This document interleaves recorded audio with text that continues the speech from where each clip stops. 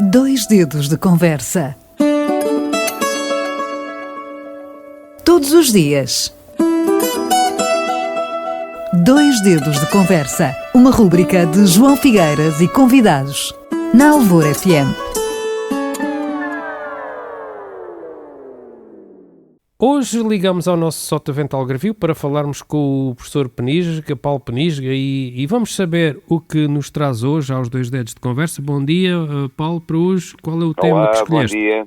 Então, nós vamos falar de política, porque já na rubrica anterior falamos sobre o Trump, a política internacional e o que nos preocupa, o que se passa pelo mundo. Vamos agora aqui mais aqui pela nossa casa, aqui pelo nosso país, e como vamos ter a segunda volta das presidenciais no domingo, falar aqui um pouco, talvez falar do Sr. Ventura. O Sr. Ventura está sempre na ordem do dia. Sim, sim. Olha, então vamos lá, Paulo. Mas é assim, eu por vezes até não gosto muito porque cansa este tema do Ventura e do Chega e sou da opinião, e ainda outro dia escrevia sobre isso, que o foco noticioso muitas vezes incide sobre ele precisamente pela capacidade que ele tem, e é erguto e tem um grande sentido de oportunidade, e a comunicação social vai, como vive também muito a espuma dos dias e vai muito pela superfície, sobretudo a televisão, não é? E dá-lhe uma atenção e um foco noticioso que só o traz à mas não ribalta, achas não achas que alguns portugueses, evidentemente, outros não, já estão um bocado cansados daquela mensagem da xenofobia contra os imigrantes contra 50 anos do mesmo, e é um bocado de uma cassete, não é? Dizia que o Partido Comunista, o Álvaro Cunhal, tinha uma cassete à esquerda, bem à esquerda, e agora acabamos por ter um bocadinho uma cassete muito, muito à direita. Mas vai colhendo, e eu percebo-me sobretudo disso em meios populares, ou quando vou almoçar com colegas, aqueles restaurantes onde se vai comer o prato do dia, e muitas das pessoas são trabalhadores das mais diferentes profissões. É o povo, não é? O povo. E às vezes custa ouvir, porque são vidas de trabalho e são pessoas que vivem muitas vezes, às vezes algumas até, como acontece em Olhão, de pescados, nem sequer são profissões, e até muitas com rendimento social de inserção. E é aí que não só, e também muito nos jovens, também há muito dinheiro de financiamentos, como o jornalista que escreveu o livro, Miguel, agora faz-me mal lembrar o apelido dele, o Miguel Carvalho, se não me engano, escreveu o livro sobre o Chega. Há muito dinheiro, também há muitos interesses, não é? Claro. Mas ele serve-se disso e mesmo faz disso campanha, que é como agora eu sou o povo, eu represento o povo e o povo contra as elites. Mas o que eu gostaria de falar é situar isto um bocado num contexto, irmos mais atrás, porque nada nisto é novo. E nada disto é novo. E eu que sou de história, e a memória é muito importante, e é bom nós, por vezes, fazermos pontos entre o passado e o presente, e procuro também fazer isso nas aulas.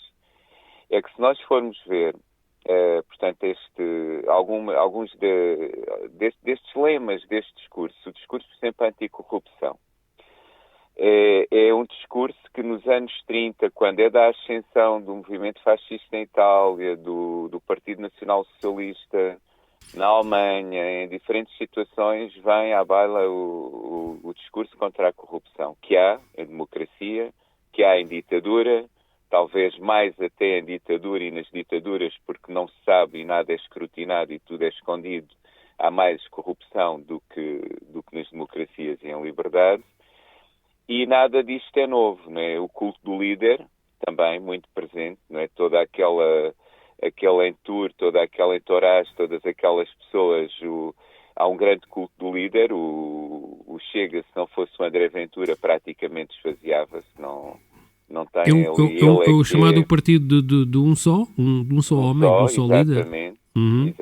Exatamente. Depois escolher um grupo ou uma minoria, que no caso são os imigrantes, para que servem um bocado de bode expiatório, não é? São porque os nossos hospitais ou o nosso Serviço Nacional de Saúde têm entupido porque há mães imigrantes indianas e brasileiras que estão a ter filhos nos hospitais públicos, porque as creches não há lugar para as crianças portuguesas, porque estão os filhos de imigrantes. É um discurso completamente falso, não é? Não, os problemas na saúde e na educação e não tem nada a ver com isso. Paulo, eu acho que todos nós portugueses o que queríamos ouvir era alternativas, medidas para inverter a crise que há no SNS, não é?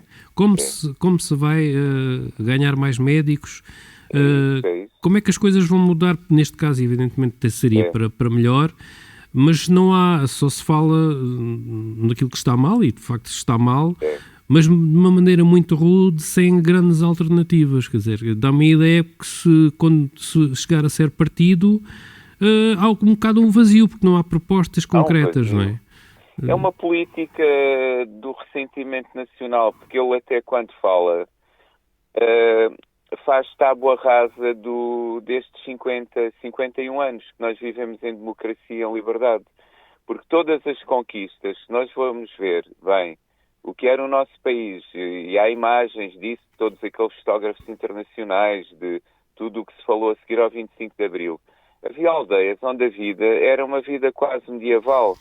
As crianças, o que havia... E ele fala, faz tábua rasa de tudo isso. E depois evoca, é como se estes 50 anos nada nos tivessem dado. E depois evoca, e eu não tenho problema, nós devemos chamar o que é uma falácia, não é? É que é uma falácia, não é? Há o antes e o depois do 25 de Abril. Felizmente que evoluímos muito, mas houve muitas coisas que podiam ter sido feitas feitas de outra maneira. É um neofascista, tal como os Estados Unidos estão a caminhar a passos largos para um regime autoritário. O que ele defende, aliás, foi ridículo. Ele agora nos debates na televisão procura disfarçar isso e fala da pátria, primeiro está o país e a Europa, mas foi ridículo. Ele foi a correr quando foi a tomada de posse do Trump, quase que nem ligaram, estava lá para o fundo da sala, nem... Mas há um movimento internacional, não é? Há uma internacional fascista ou neofascista, ou o que se queira chamar, e o fascismo nem sempre vem com fardas e botas, mas vem de uma outra maneira, mas que se nós fizermos essas pontes, isso verifica-se. Porque ele evoca, e quando diz, 3 Salazares fazem falta ao país, resolviam isto. E faz tábua rasa de todas as conquistas destes últimos anos. É muito mau. E isto colhe, porque se nós nos lembrarmos até daquele programa da televisão em que tínhamos figuras tão distintas da nossa história, nas mais diferentes áreas, o Luís de Camões, o Dom João II, e o Salazar ganhou, lembras-te, João, desse lembro. Sim. Televisão. Porque há pessoas, e nos momentos de crise, estas figuras autoritárias emergem, como ele, que anuncia um Portugal novo. Como dizias, ele não vai trazer nada de novo. Anuncia um Portugal novo como se ele chegasse ao poder e assim, quase por um milagre, transformava isto, resolvia os problemas todos. Por exemplo, a questão dos partidos, sobretudo a partidocracia, os partidos terem-se tornado agências de emprego e depois nós na nossa localidade onde vivemos sabemos das cunhas, dos interesses e dos oportunistas na política e da corrupção, tudo isso, e dos muitos problemas por resolver. Mas não temos de resolver, como dizias, com propostas concretas melhorando o que está mal e não com soluções do passado, com um discurso completamente enganador e muito perigoso. É muito perigoso porque isto esconde... Nós éramos dos países antes do 25 de Abril onde morriam imensas crianças. Tínhamos uma mortalidade infantil muito grande, imensa. Exatamente. Foi das grandes conquistas pós 25 de Abril. Melhoramos imenso. Hoje o nosso SNS, que infelizmente está um bocadinho pela rua das amarguras, mas de qualquer maneira continua a ser o nosso SNS. Sem não é? dúvida, e a assistência na maternidade e a segurança com que se nasce nos hospitais. Morriam morriam as crianças, morriam algumas mães no parto, a quantidade de mulheres que morria também, o saneamento básico, clandestinos, crianças que iam para a escola à chuva, não havia salário mínimo, havia no interior do país, em muitas zonas, a pobreza, a miséria, que levou tantos portugueses a emigrarem. Não há uns anos atrás fiz voluntariado na Universidade Sénior. Havia um senhor, uma vez estávamos a falar de questões do Portugal contemporâneo e ele Estamos disse, mesmo a acabar, o tempo está no final. E ele disse, eu atravessei a Península Ibérica para chegar à França. Quer dizer, as pessoas sabem disto, os portugueses que viviam nas bidonvilles, em barracas, e depois vêm com um discurso agora completamente contra quem chega também à procura de uma vida melhor no nosso país. Sempre fomos um país de imigrantes. Olha, Paulo, obrigado, que vença a democracia no próximo dia 8 e que hajam propostas válidas para que se possam resolver os problemas graves que o país atravessa. Um grande abraço e até à próxima. Um grande abraço, João. Obrigado. E um grande abraço. 2 dedos de conversa. Todos os dias. 2 dedos de conversa. Uma rúbrica de João Figueiras e convidados. Na Alvor FM.